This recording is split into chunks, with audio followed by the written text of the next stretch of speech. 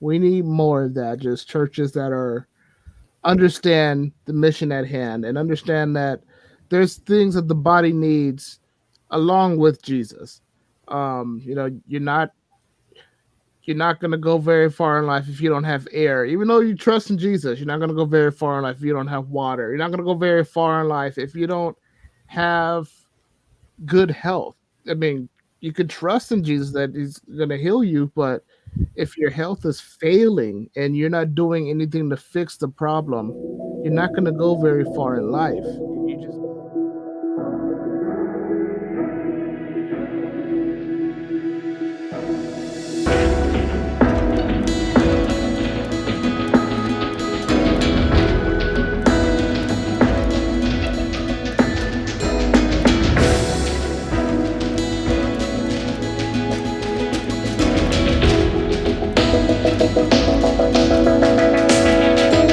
welcome everybody to the Soul IV podcast, a place where we tackle the difficult questions of mental illness and we help educate the church, we help educate society, and our goal is to bring a clarity and to help people work through their emotional and their mental and their behavioral issues. Today, I'm very excited because we have a special guest with us on today. We have Miss Tyi'Shauwn, who is a case manager, I believe. Correct me if I'm wrong. Try and tell us about yourself. Yes. Hi, Ryan. Good afternoon. I am a case manager. My name is Tyi'Shauwn. Um, I've been a case manager for 24 years or plus in the mental health field. So I am so excited to be here with you, Ryan. Thank you for having me on. The mental health crisis has grown from when I first started. Um, it has evolved, and I'm just happy to talk about it with you. Awesome. That is so great to hear. So tell us a little bit about yourself. Why did you get into this field? I got into this field because when I was younger, I didn't have a voice. Um, I was abused when I was younger, and not by my parents. It was by my aunt. And back in our culture, growing up in our era, it was you are a child, you are not to be seen or heard, and whatever your aunt, uncle, or parents told you, you were to remain quiet. And I always thought that everybody should have a voice as I got older. So I want our mental health people and our young children to have a voice. And I see that they don't have a voice even when they are trying to tell the truth or they just want to be heard and not to be judged. How long have you been in this field? I've been in the field about 24 years plus now. I started when I was about 17. How many years? About 24 years plus. I started when I was 17 in this field. 24 years and you haven't gone crazy yourself? I might be a little. I might act a little sometimes. I think I act a little when I'm with the teenagers, and that's how I get through to them. So they Mm. kind of like it. But my adults, they tend to tell me I understand more, I can relate, and I'm a non-judgmental case manager. And the reality has, I give them natural feelings and reality, and I'm not a fake case manager, as they shall say. I give it to them straight and not textbook. Do you have any personal experience with MI? Anybody in your family or close friends that have somebody that's kind of struggled with it? Um, I think everybody struggles with it at some point in time. I've struggled with it, depression and anxiety. I struggled with it when I went through cardiac arrest and had to not be able to drive. You know, I got really depressed and I almost lost my job because they told me that I couldn't do my job duties, but I was. So um, I went through that. I do have family members that are mental health. I learned a lot in the last few years that my grandmother ended up having depression really bad after my uncle died. So that put her in a really down mental state, and she just couldn't recover from that. So it does trickle down from generations, and especially our older generation. It trickles down to our new generation. So yes. Wow. Wow. Um, that's that's rough. As a person working in the medical field as an EMT, cardiac arrest is the scariest thing. That is that is one of the scariest things that could happen to a person. And just knowing that you went through that, and one, you're still here. A lot of people don't get through that, so that's by the grace of God. You're still here. You still look healthy. You still, you're still working. So yeah, that's a blessing right there. I thank God every day for that because I was in the bathroom after work and don't remember a lot of it, but I went through it about, they had to revive me about 3 or 4 times. And the last time I almost didn't make it, they said, and they put me in a Duske coma, and my heart blew up and they didn't know why. So they had told my mom to get prepared for a funeral and to call everybody out, the last time, because it wasn't working. And by the grace of God, I came back. And they put me in a coma. And my doctor said, bring her to Kaiser. We do not want her in Orange County hospital. So I was in Kaiser in Hollywood for about 2 weeks until they found out what was wrong with me. And I was away from my son. So that set a lot of depression in and a lot of anxiety and stuff. And the medications they were giving me caused hallucinations for pain and anxiety. So medications can cause hallucinations and make you have anxieties and stuff. So I will say just be careful with the certain medications you do take, and your doctors are giving you. That plays a big part. But my mom found the important piece of paper to make me want to come home and to have 3 surgeries in one day. So I'm very grateful for her. You said 3 surgeries in one day. Yes, I had Ooh, 3 heart surgeries in one day, and I got a defibrillator in that same day as well. wow, Yeah. wow, wow. That's a lot. So all of this led to a sort of depression for you. What was that like? Um, it was very hard because my son was young. I couldn't hold him. I couldn't pick him up when I got home. And I had use of my left arm, but I couldn't hold him. I couldn't care for him as I wanted to because being a strong person and always working 2 jobs or 3 jobs and being a single mom at the time, it was hard because I'm used to doing everything for my son, even though I had my mom around. I was the sole breadwinner for my son. So having to step back and couldn't give my son a bath or pick him up when he cried at the age of 2 or 3, that was very hard. And then going on the antidepressants that they did give me made me have no feeling, made me not smile or laugh. And it was a big adjustment. Coworkers saw that, hey, you're not looking the same. Your facial features are not the same. Um, it made me really think, like, is that the right medicine for me?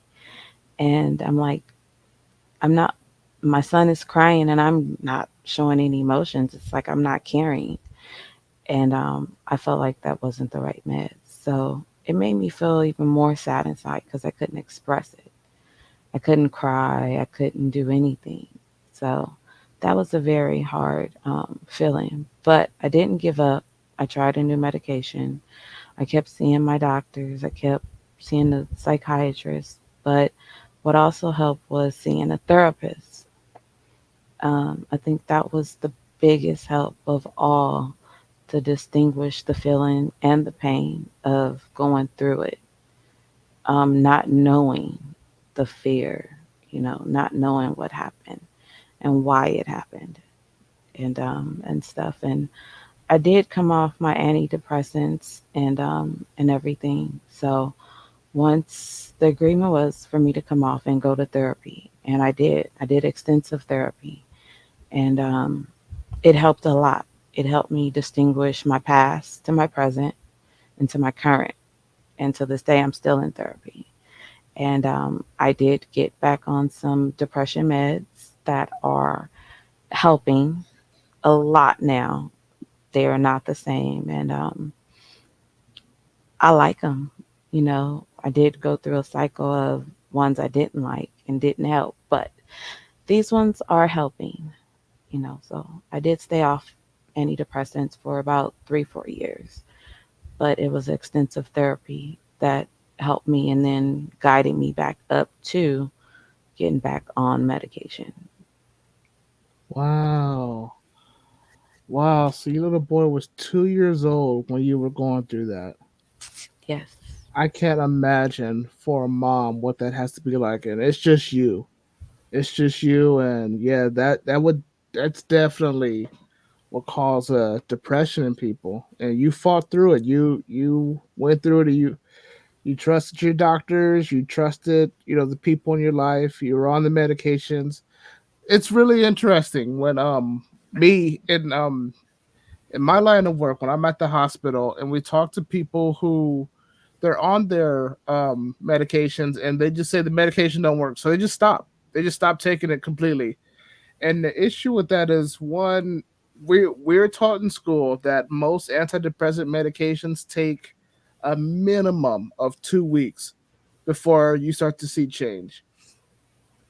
And then sometimes, just like you said, sometimes that medication is not right for you. So the doctor, after trying to adjust dosages and figure out what's right for you, they sometimes that medication is right, so we have to do another medication. I've just seen so many people just give up. I've tried the medication route and it just didn't work for me. They just give up, and medications don't work for me, and they just stop, and it's really frustrating when we don't have this down completely to a science, but the more you work with your doctors, the better chance you're going to have at recovery. Another issue I see with a lot of people is they think the medications are just going to fix all their problems. And I love what you said there. You were going to therapy and you were taking the medication. The medication, what we try to educate our patients is the medication isn't going to fix all your problems. There's other things in your life that need to be worked out so that this medication could have the medication gives the other things a chance to work. The other things you're doing to fix your life a chance to work. So yeah, Right. I love that you are a success story of doing it the right way. That I mean, I think if we just cut it right here, that's just something the world needs to hear. That people can come back from what you came back from, doing, what the doctors how they recommended, and then you were fighting for yourself. You were saying like, no, this medication doesn't work for me, and you worked with the doctors when they put you on something else. This is what people need to hear, because so many people give up after one medication, after one try, and then that's it. They just there's nothing. There's no way of fixing me. I'm just broken, and they give up.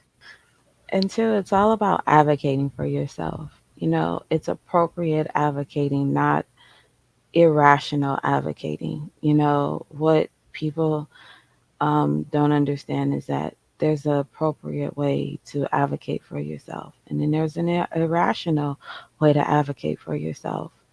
And it's all about how you go in there and you talk and you say like, this is not working, and I know it's not working because of my body is doing this. And if you're describing features or telling the doctor what is actually going on, these things can actually help the doctor. But if you're not doing it and you're mixing them with other non illegal drugs or drinking and doing other things, it's not going to help.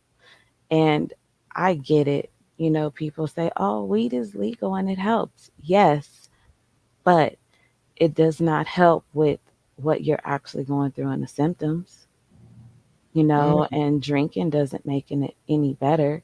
You're just covering up the pain, and don't get me wrong, I did try the weed, like, oh, the edibles are going to make me feel better.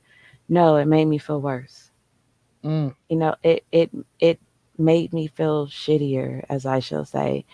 It uncovered a lot of other things too. It made me hallucinate, but it also made me feel down.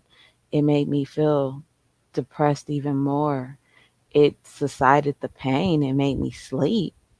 It made me eat because I wasn't eating, but it didn't make me feel any better.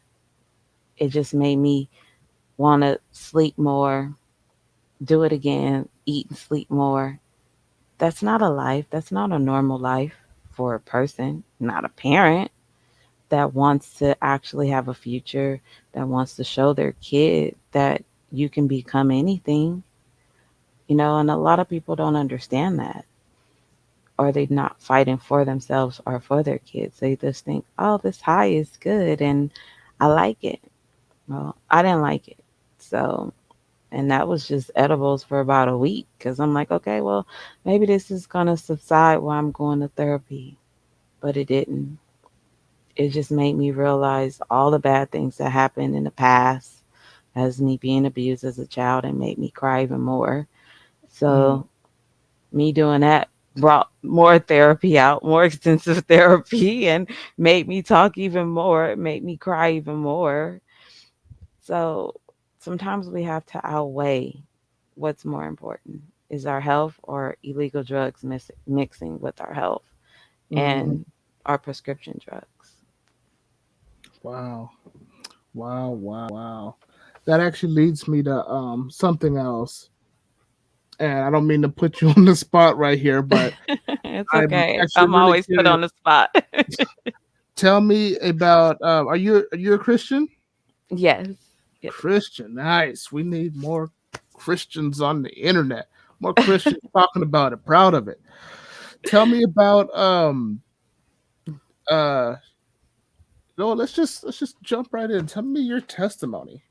Um, I was raised in a church. As my mom was raised in the church. She stopped going.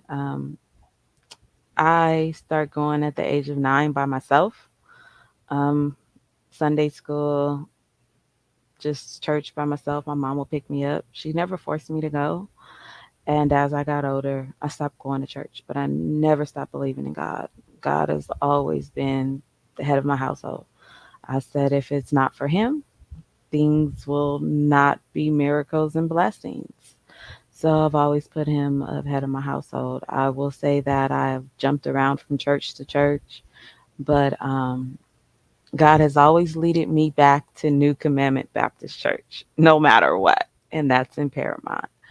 I could stop going and I will still go back to that church, but I pray every day. I pray every night. My son, we pray every day in the morning. We pray every night. I teach him to pray for our enemies, our haters, and for our homeless people, and for the people we don't know, because we never know what people are going through. Um, the first time I got baptized was with my son, and he was 5, 6. He stood up in church because he's been in church since he was little. We stopped going during COVID because COVID shut things down. But he stood up. We went up for prayer one Sunday, and we have been talking about getting baptized together. I always said, my first child, I want to get baptized with him. That's when I'm going to clear my life up. I know Mm, that everything is not going to be glorified, but God is going to forgive me through the mistakes that I've made and through me raising my child, because nobody is perfect and there's no um, guidelines to raising a child and there's no guidelines in being an adult. So, as soon as he got older, he was in church, raised him in church from birth up until COVID. right before COVID hit, we talked about getting baptized, and he knew what it was. We understood it. He went to Sunday school. He went all through church. After church, I was on the children's committee. Everything. And one Sunday, he got up and was like, "I want to get baptized. Come on, mom, we're going up. We're going up Right. there." And we were just getting prayed over because we were going through. I was going through a bad breakup, a serious bad breakup with a fiance, and he was like, "Come on, mom, it's the time. It's our time." And I said, "Okay." I didn't think about it. I didn't hesitate. And I was like, "Well, we're going up for prayer anyway." And it was our first Sunday at that first Sunday in June, first Sunday in June, and I think it was like 2018 or 19. And he said, told the pastor, "I want to get baptized." And the pastor said, "Well, what day?" He said, "Today. Mm. Today is the day that me and my mom are getting baptized." And the pastor looked at me. He said, "You guys sure?" My son took the mic and said, "I'm sure. My mama's sure too, because I'm making this for her. It's for me and her. We sure today." So the pastor said, "Well, the pool is not clean and the water's not warm." And I said, "It's okay. This is what we're going to do today." And my son was like, I said, "Well, we don't have no extra clothes, son, but it's okay." And my son said, "It's okay. We don't have to have no extra clothes. God got us." And we got baptized that day. And we've been in church ever since. I don't go to church on in service because we have a lot of older adults, and I work with the homeless population, and a lot of our church members are dying. So I do go to church online, and I do send in my tithes and offering. But my Lord and Savior, is the head of my household. If it was not for him, I wouldn't have all these riches. I wouldn't be where I'm at successfully. I wouldn't be where I'm at mentally and physically, and where I'm at in school. So, and where I'm at with my family. So, All right. That is awesome. Just real quick, I do want to ask you because I get different answers when I approach this topic regarding church. How does the leadership in your church feel about you going to therapy and taking medications for depression and not just trusting in God to heal you? so um, I have my pastor is really older, and then we have his son, which is a newer pastor as well. I have heard both of them preach, and with both of them preaching, they have all said, if you know somebody that needs help or is seeking help, please reach out to them because you never know what a person is going through. We have had our young youth try to kill themselves, and they have had testimonies. And they understand the concept of you need the services. So they have touched on it um, with the parents that have had children that have strayed away and have had SI or some type of mental health services and stuff. And they have talked to them privately and told them, like, make sure they get the counseling they need, or if you need services, please let us know so we can reach out. They have also had health fairs, and they have had mental health people on our health fair services with the community and stuff. Um, they never touched on medication. We do have a nurse, which is the pastor's daughter, which she's the RN. People have reached out to her. So it's not a secret in our church. They have touched on many bases in our church to actually seek help if something is wrong, because we don't want to be like in the community where people are not seeking help and they're trying to hurt themselves or hurt others or not getting the proper attention they need, because it is strong. It's growing stronger. And to help them and to pray for them, and to guide them and to give them any source of resources we do have, and to try to stay in touch with them. Awesome. Awesome. Awesome. We need more of that. Just churches that are understand the mission at hand and understand that there's things that the body needs along with Jesus. You're not going to go very far in life if you don't have air. Even though you trust in Jesus, you're not going to go very far in life if you don't have water. You're not going to go very far in life if you don't have good health. I mean, you could trust in Jesus that he's going to heal you, but if your health is failing and you're not doing anything to fix the problem, you're not going to go very far in life. You're just not, unfortunately. And I'm all for trusting in Jesus for healing and deliverance, but I'm also for actively doing things that's going to help you heal from wounds. It's going to help you recover, and it's going to help you get back to the right place. And I feel like some of our brothers and sisters in the church, they just think all you need is Jesus and nothing else.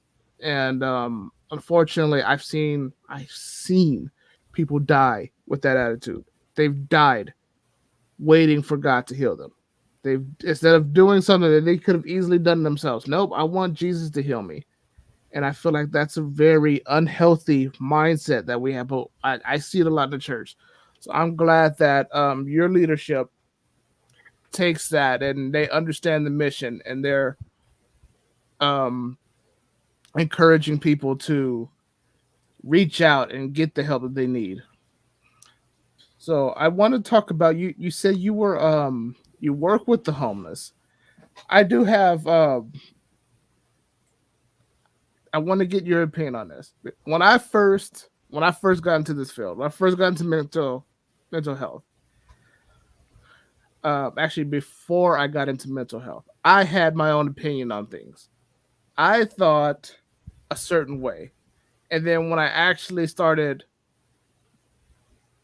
working on the street, out there in the dirt and in the grime with some of these people out there, and you're my partner too. I mean, you saw my expectation, and then you saw my disappointment at the end of the day. Like you guys were there through all of that when things that I thought were gonna happen didn't happen. Yeah, so I I've heard two general opinions about homelessness. One is people are homeless because they're bad on their luck. Maybe they lost their job. Maybe they couldn't afford to pay rent.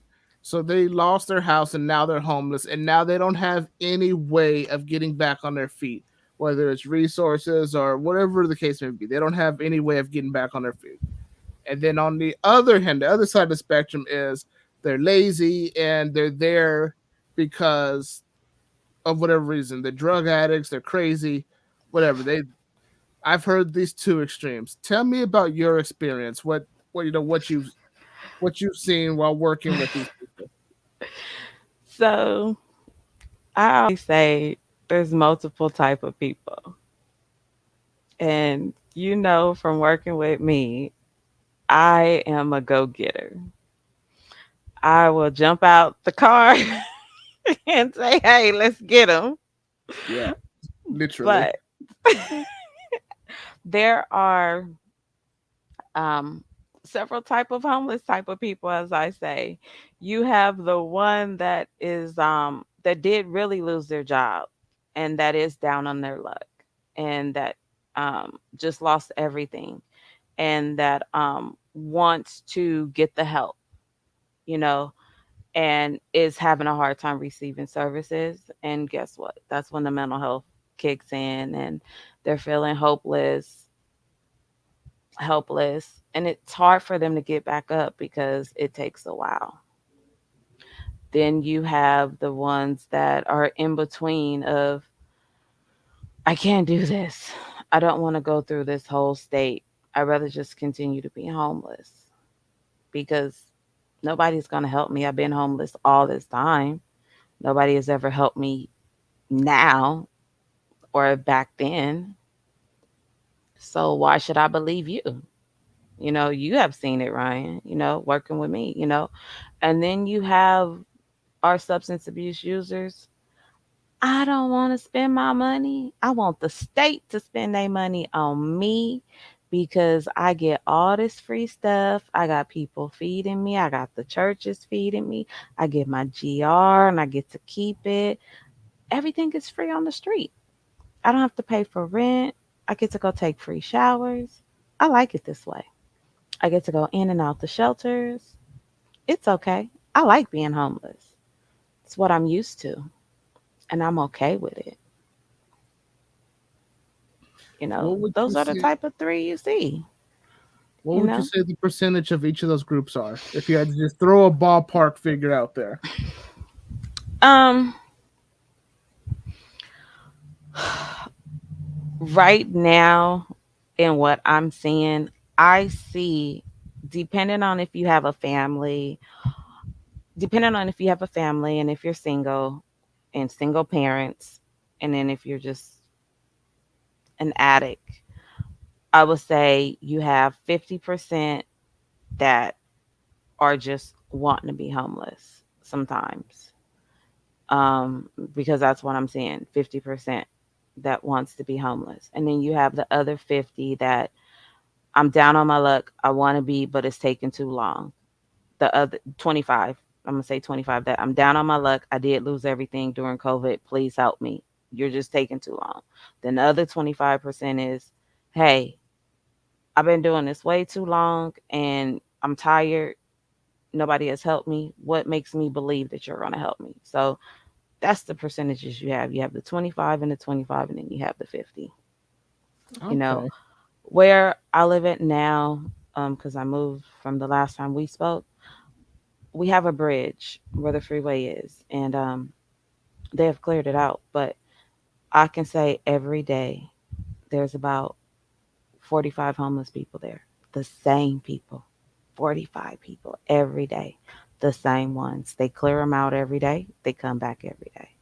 Now they have moved to a different city, and it's just the city over. The same 45 people under the same bridge because they have the same stuff. So they're just migrating from city to city, Mm. and they could have gotten a shelter. They choose not to. I see people outreaching them. I see the police outreach homeless, talking to them, and they're like, no. So now you have police be like, you know what? I'm going to take your stuff because I done gave you so many tickets. I'm going to throw it in trash. And if you leave it there for too long, we're going to throw it in the trash. So it's like we're trying to help you, but you don't want the help. And now GR, our government assistance, has even put a time frame on them. 3 months So, tops. explain that. What's that mean? So government assistance is where general relief. General relief is where um back in the day, our youth used to go get on it when we were living at home trying to start high school, right? I mean, get first 18-year-olds when we get out of high school, we go get the little 250, 225, the little 125 food stamps to help out in school and at home, in college. Well, now that's no longer back in our generation. Our homeless population has took it over and be like, oh, I'm going to get this 320 and it's $190 in food stamps, and I'm gonna either smoke it up, I'm gonna pay my rent with it, or I'm just gonna do whatever I want with it. Well, GR has gotten smart because if you have mental health or if you can work, you can only get GR for 3 months now. Wow. They have put a time frame on it. They used to let you be on GR for forever, and it's only assistance to help you get a job. It's Mm. temporarily. So now they have put a cap on it to 3 months. And after 3 months, you can't get on it for a while, but you can get the food stamps. Or there's medical GR where you're trying to get your um, Social Security, and you can get medical GR until you get your Social Security. And when you get your Social Security is going to give GR all that money back that you got, and they're going to give you what's left over after you have fighting with Social Security. So if it's 10,000 and you owe GR and you get 15,000 back from Social Security as back pay, they're going to give GR their 10,000 back. Wow. So yes, so you have our homeless population doing that, and then they be like, I don't have any money, I don't have anything. Well, because they've been cut off on GR because they've been on it for 3 months. So let's just take this opportunity and talk about what are all of the resources that are I guess we don't have time to name all the resources, but generally what are some resources that are available? So I remember when I worked with you, and I like how your percentages are different than how I would have put it, but Okay. things may have changed since I've been out of that part of it. And you're a case manager, so you're working directly with them. I was more the go-to person to help connect them to someone else. But when I was in the field, I would say I would go weeks with everybody turning down services, and maybe I'll get one person who was interested. Oh yeah, take my information down, and then when we try to contact them, they don't respond. And I Uh-huh. think my whole time there, I had maybe I know it was less than 10. I say I'll say between 5 and 10 people that um genuinely wanted help and went through the steps of trying to get help from us. And that was with me making what was our minimum we had to do? 10, 15 contacts a day, something like that. Yes. Minimum. So 10, 15 contacts a day. I was there for 6 months. And there were days where we saw a lot of people. We were in the park talking to like 30 people at one time. And yeah, I had maybe about five success stories in that and the whole time I was there. But I remember some we would offer to give them a ride, no charge to you, to rehabs, to different centers that have helped them with their drug and alcohol issues, to hospitals. What are some other resources that are available to people like that? Well, every city is different. I can only speak for the county I work in. Um, they even have Cal Optima helping out. Um, Medi-Cal is now offering $5,000 through this program that they have to sign up through the Cal AIM program, which I work for Lutheran Social Services. You have to be signed up and have Medi-Cal, which Lutheran Social Services is throughout a few counties, but you also have to have Medi-Cal and a certain type of Medi-Cal to get their services, and you have to be in a certain county. They will link you up and put you in HMIS and help you get a voucher or help you get rapid rehousing, and help you get the proper steps that you need to get those services. And that 5,000 allotment goes to your housing, your deposit, your first month's rent, if you don't have a bed, if you don't have a refrigerator, it's the essentials. And then after that, they can link you up to jobs, help you get your birth certificate, your ID, your social security card.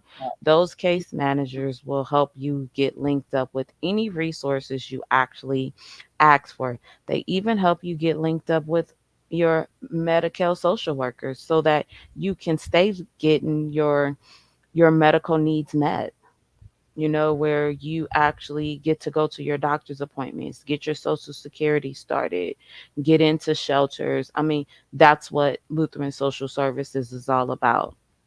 I have only been with them for about 8 months, going on 9. It'll be a year in January. But Mhm. they have a lot of programs. And then I have a Cal ODS program downstairs to help with domestic violence. They give out vouchers once a month for hotels.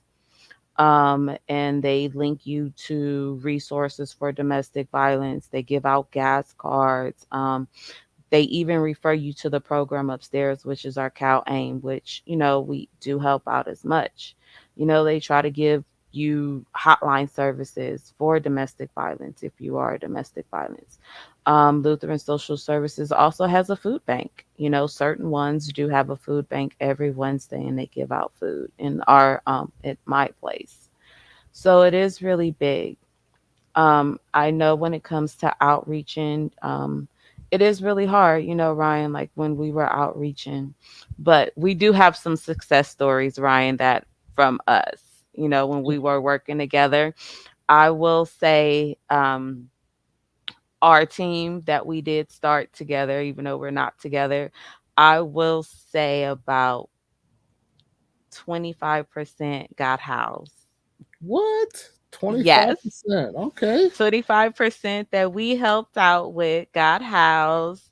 They are stable. They are in their apartments. They got their vouchers. I talked to the last one. I actually had to clear his head up a little bit.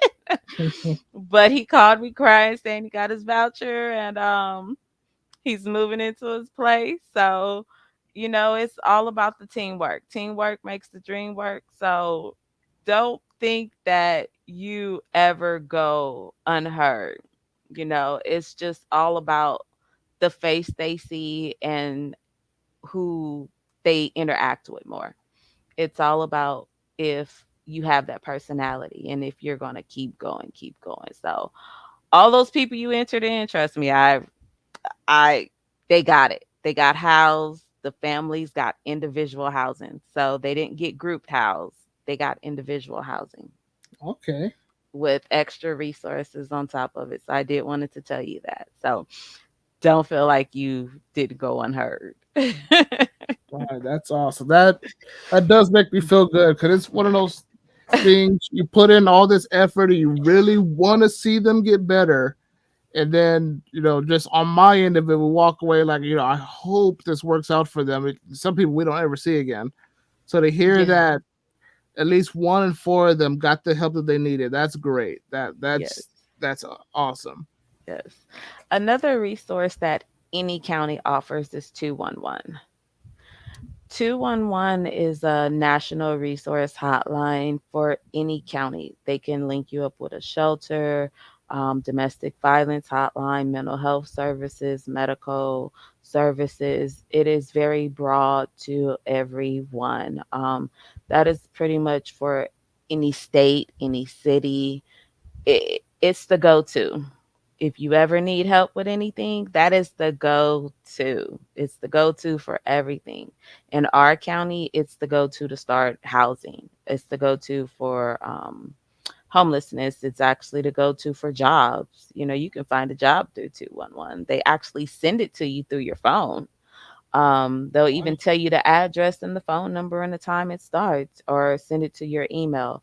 So 211 is actually the start for us in Orange County. Every city is totally different. But if you call 211, it's out there for every county.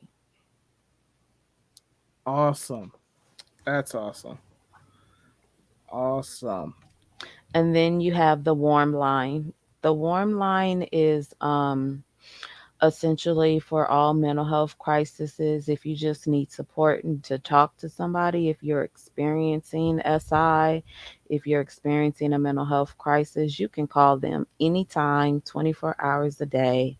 And they'll talk to you. They'll even give you services, far as, oh, here's another service hotline you can call. Here's some resources you can call. So all these numbers that came up across are resource numbers that will also outsource you to other resource numbers that can help you extensively with your services that you need in different cities and different counties. That's great. And just for those who don't know, explain to us what is SI again? SI is suicide ideation.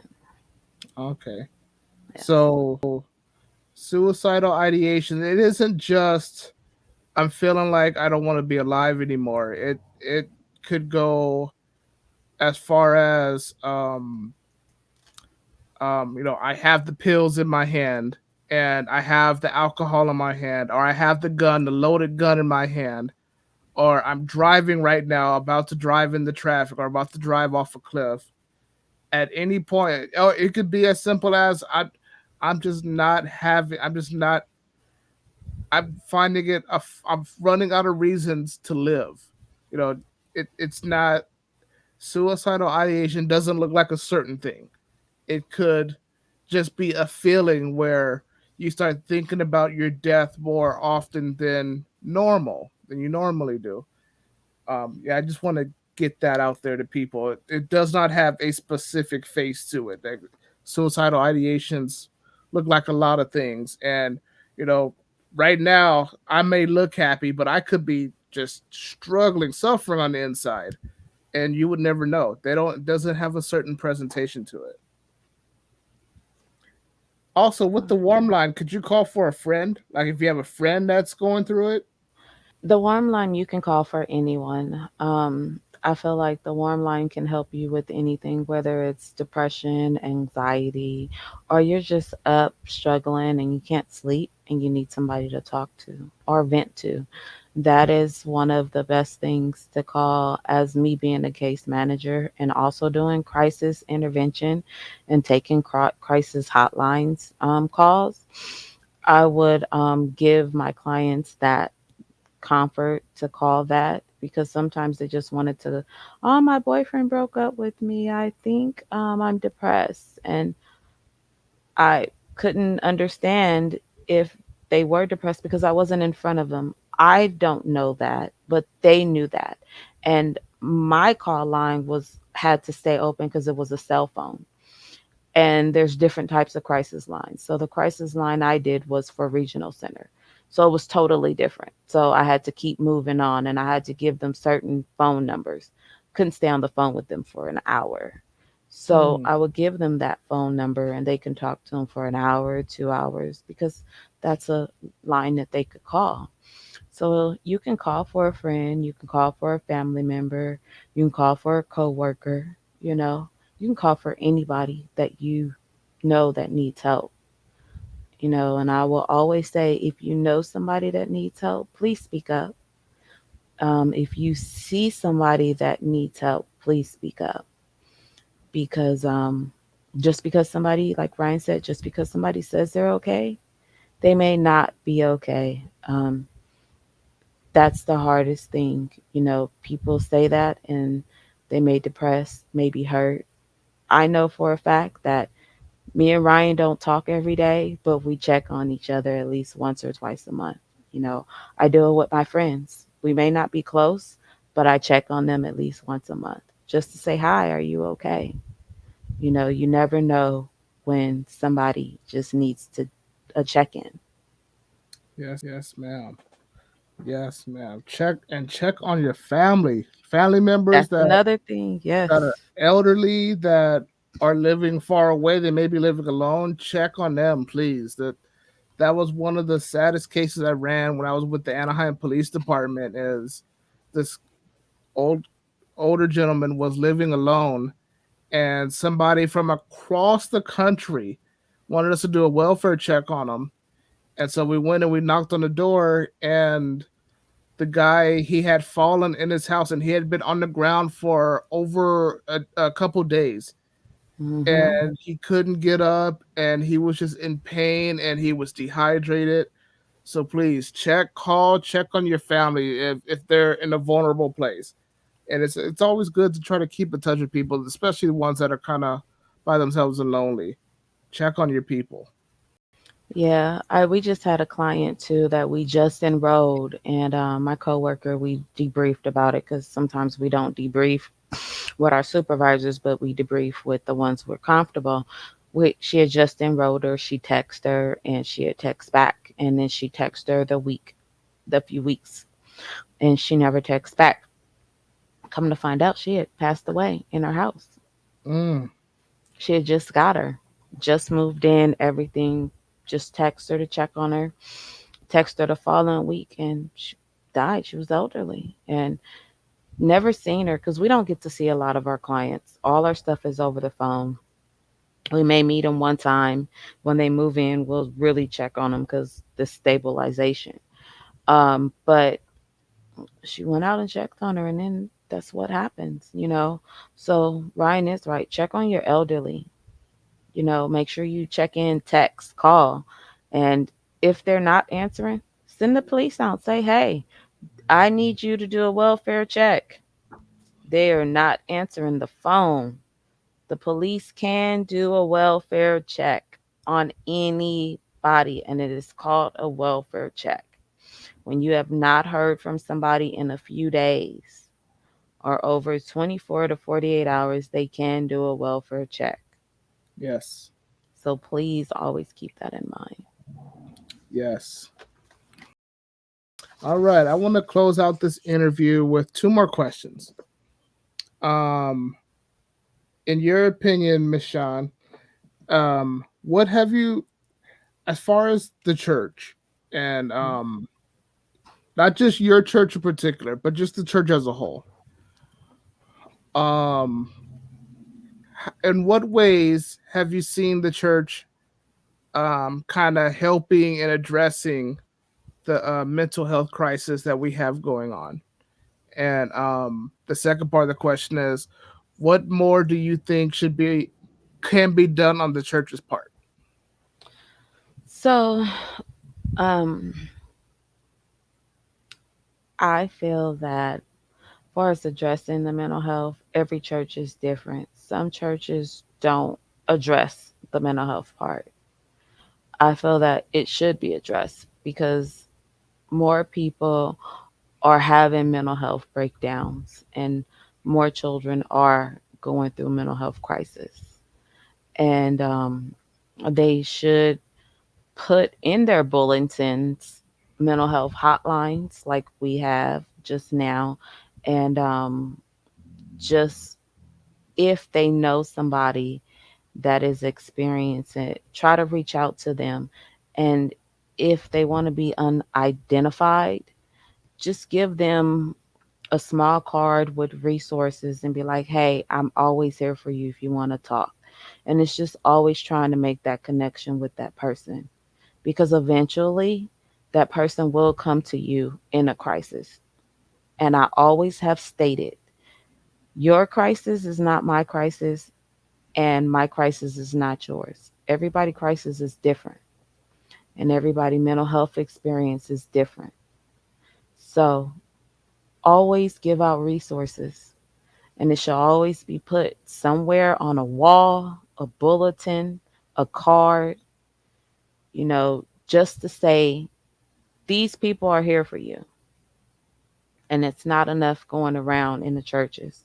I understand that God can help you, but you also have to help yourself. Mm, I was always taught that God can only take you so far, but you got to take yourself the rest of the way, come on. and that's what we were taught in church, and that's what I was taught in the home is God can give it to you spiritually, but you have to do the footwork emotionally, physically, and mentally. Come on. And it's not just all about him trying to heal you. Yes, he can heal you, but you got to do your part too. Come on. I will testify to that because I live it every day. I'm a blessed child, but if I don't go to the doctor, I don't take my medications, I don't get my blood work done, I'm going to be dead out somewhere on the street. So, for those that's in the church, I will say resources and reaching out and having your faith and seeing your doctors and everything else is the best key. Awesome. And I'm a Great. living testimony. Great message. Great message. I so imperative that people understand that concept. Just because you trust you're relying on a doctor, or you're relying on a therapist, or Mhm. you're relying on a counselor, or you're relying on somebody else, doesn't mean you have less faith in God. That's It's right. very possible that God led you to that person.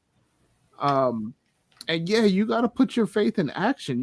There are times where you got to do stuff. I mean, imagine if when Moses got the Israelites and they walked over to the Red Sea and Moses lifted up his arms and they're like, now what? You want us to cross over? I thought God was going to fight this battle for us. Like, no, you guys got to go. You guys got to do Yep. something. You got to put in some work. Got to empower you to do something, but you got to put in the work. There's so many Mhm. people that are sitting there waiting for their blessings. They're waiting for their healings, but they're not doing nothing while they're waiting. They're just sitting there waiting. And God's like, I'm waiting for you to move. I'm waiting for you to do something. Let me stop before I start preaching.